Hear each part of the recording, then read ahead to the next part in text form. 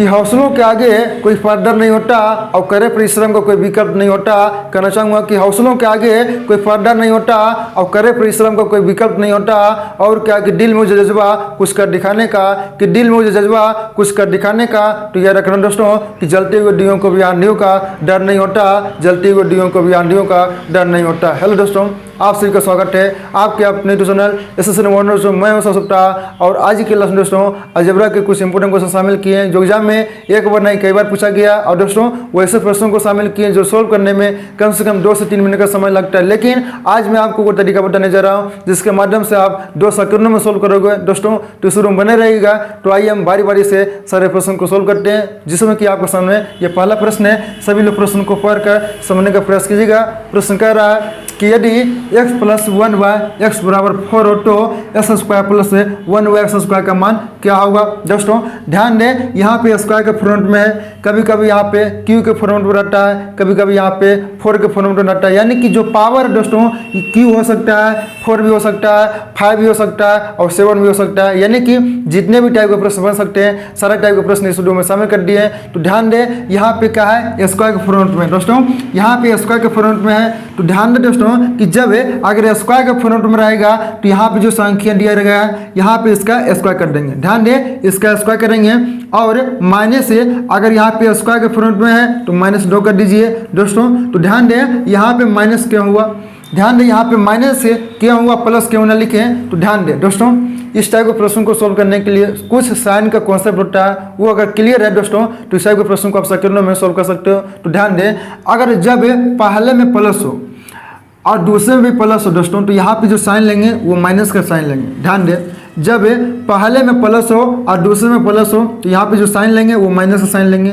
जब अगर पहले में माइनस हो और दूसरे में भी माइनस हो दोस्तों तो यहाँ पे जो साइन लेंगे, ध्यान दें, यहाँ पे जो साइन लेंगे वो यहाँ पे दोस्तों प्लस का साइन लेंगे। ध्यान दें, जब अगर पहले में माइनस हो और दूसरे में प्लस हो तो यहाँ पे जो साइन लेंगे वो प्लस का साइन लेंगे। ध्यान दें, और जब पहले में प्लस हो, ध्यान दें, और दूसरे में माइनस हो तो यहाँ पे जो साइन लेंगे वो प्लस में साइन लेंगे दोस्तों। तो ये 4 जो है साइन का कॉन्सेप्ट अगर क्लियर है दोस्तों तो इस टाइप के प्रश्नों को आप सेकंडों में सोल्व कर सकते हो। सिर्फ करना क्या है कि जब अगर पहले में प्लस हो और दूसरे में प्लस हो तो यहाँ पे जो साइन लेंगे वो माइनस कर लेंगे।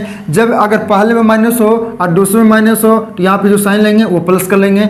जब अगर पहले में माइनस हो और दूसरे में प्लस हो तो यहाँ पे जो साइन लेंगे वो प्लस कर लेंगे। जब अगर पहले में प्लस हो, ध्यान दें, और दूसरे में माइनस हो तो यहाँ पे हम प्लस साइन लेंगे दोस्तों। तो सिर्फ आपको याद रखने की बात यही है, इतना सिर्फ आपको याद रखना है दोस्तों। यहाँ पे क्या है स्क्वायर, यानी कि 4 का स्क्वायर करेंगे तो कितना होगा 16 और -2 कर दीजिए, यानी कि आपका आंसर आ गया 14 दोस्तों।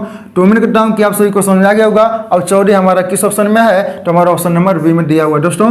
तो इस टाइप के प्रश्न को सोल्व करने के लिए सिर्फ आपको इतना ही करना है एग्जाम में कि 4 का स्क्वायर -2 कीजिए, यानी कि 14 आंसर आ गया बिना कुछ लिखे भी दोस्तों। तो कितना समय लगा आप समझ सकते हैं। चलिए अब हम अगले प्रश्न की ओर चलते हैं दोस्तों।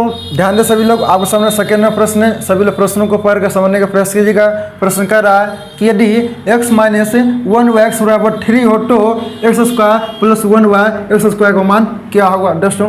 ध्यान दें, जो मैंने आपको पीछे करवाया सेम तरीका इसमें भी अप्लाई करना है। क्या करना है कि यहाँ पे स्क्वायर के फ्रंट में है तो यहाँ पे जो संख्या दिया रहेगा इसका जस्ट हमें स्क्वायर करना है। ध्यान दें, जब अगर पहले में माइनस हो और दूसरे में प्लस हो, ध्यान दें, जब अगर पहले में माइनस हो दूसरे में प्लस हो दोस्तों तो कौन सा साइन लेंगे, बताएं कि यहाँ पे कौन सा साइन लेंगे दोस्तों। तो देखेंगे माइनस प्लस किस में है तो माइनस से प्लस, यहाँ पे कौन सा साइन लेंगे, प्लस का साइन लेंगे। अब यहाँ पे स्क्वायर के फ्रंट में है तो +2 कर दीजिए, यानी कि 3 का स्क्वायर करेंगे तो कितना होगा 9 और +2 यानी कि 11 आपका ये आंसर आ गया। देखेंगे 11 किस ऑप्शन में है तो हमारा ऑप्शन नंबर डी में दिया हुआ दोस्तों। तो उम्मीद करता हूँ कि आपको ये भी प्रश्न समझ आ गया होगा। जैसे भी दोस्तों आपको सामने ये टेंशन वाला प्रश्न है, सभी लोग प्रश्नों को एक बार पढ़कर समझने का प्रयास कीजिएगा। प्रश्न कह रहा है कि यदि x - 1y x बराबर 4 हो तो x² - 1y x² का मान क्या होगा दोस्तों। ध्यान दें, यहाँ पर भी स्क्वायर के फ्रंट में है दोस्तों। तो आप सभी को पता चल गया होगा कि तरीका क्या अप्लाई करना है। यहाँ पे स्क्वायर के फ्रंट में रहेगा तो यहाँ पे जो संख्या दिया रहेगा इसका जस्ट स्क्वायर करना है। और अगर पहले में माइनस हो और दूसरे में माइनस हो तो माइनस किस में है, माइनस, यानी कि यहाँ पे जो साइन लेंगे वो प्लस का साइन होगा।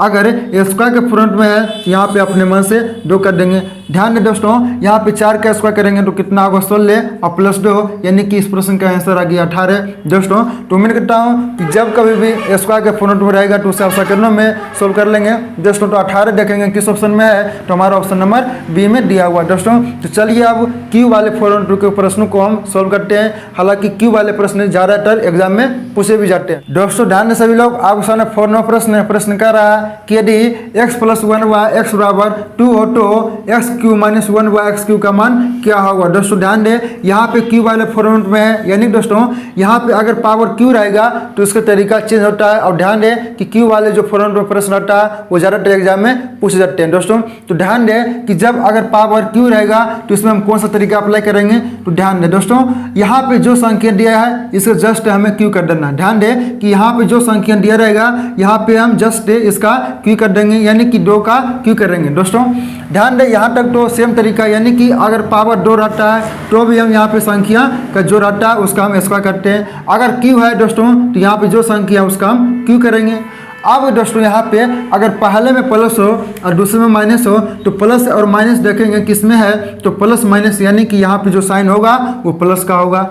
अब दोस्तों ध्यान दें, आप क्या करना है कि अगर Q के फॉर्मेट में है, ध्यान दें कि अगर Q के फॉर्मेट में है दोस्तों, यहाँ पे जो संख्या है इस संख्या से इस पावर में गुना कर देना। ध्यान दें यहाँ पे जो संख्या दिया रहेगा इस संख्या से इस पावर में गुना कर देना है, यानी कि गुना करेंगे तो कितना होगा। ध्यान दें 3 दूनी कितना होगा 6 होगा दोस्तों। तो 2 का क्यू करेंगे तो कितना होगा 8 है और 6, यानी कह सकते हो दोस्तों 8 और 6 कितना हो गया, तो 14, यानी कि 14 जो आपका आंसर हो गया। 14 हमारा ऑप्शन नंबर ए में दिया हुआ दोस्तों। तो उम्मीद करता हूँ कि आप सभी को समझ आ गया होगा। जब अगर पावर क्यू रहेगा दोस्तों तो सिर्फ आपको क्या करना है कि इस संख्या जो यहाँ पे है इस संख्या से इस पावर में गुना कर देना है। उसके बाद तरीका तो सेम है, यानी कि यहाँ पे अगर स्क्वायर आता है तो पहले जो संख्या है उसका स्क्वायर करेंगे और प्लस माइनस जानते हैं। उसके बाद अगर स्क्वायर है तो यहाँ पे अपने मन से 2 लिखते हैं। अगर यहाँ पे क्यू रहेगा तो यहाँ पे जो संख्या है इस पावर में गुना करके लिखेंगे दोस्तों। तो उम्मीद करता हूँ कि आप सभी को समझ में आ गया होगा। तो चलिए अब अगले प्रश्न की ओर चलते हैं। जैसे भी दोस्तों आपको सामने ये 5 नंबर प्रश्न है और सेम टाइप का प्रश्न है। ध्यान से सभी लोग प्रश्न कर रहा है कि यदि x - 1 y x बराबर 5 हो तो x³ - 1 y x³ का मान क्या होगा दोस्तों। ध्यान दें सेम तरीका अप्लाई करना है कि अगर पावर क्यू रहता है दोस्तों तो क्या करना है कि यहाँ पे जो संख्या दिया गया है इसका जस्ट हमें क्यू करना है, यानी कि 5 का क्यू करेंगे। अब अगर यहाँ पे पहले में माइनस हो और दूसरे में माइनस हो तो देखेंगे कि माइनस और माइनस किस में है, तो माइनस और माइनस यानी कि यहाँ पे जो साइन होगा वो प्लस का होगा दोस्तों।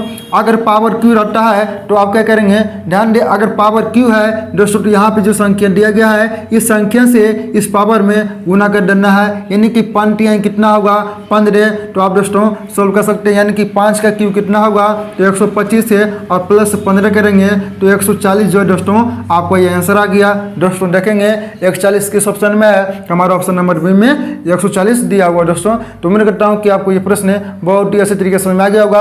और जब कभी भी इस टाइप को प्रश्न आएंगे तो उसे बिना सोल्व किए आप छोड़ेंगे नहीं दोस्तों। तो अगर आपको सारे प्रश्न समझ आ रहे हैं तो आज की क्लास को लाइक और शेयर जरूर कर दीजिएगा। तो चलिए दोस्तों, हम अगर पावर 4 रहेगा तो हम उस टाइप के प्रश्न को किस तरीके से सोल्व करेंगे तो आइए हम सीखते हैं।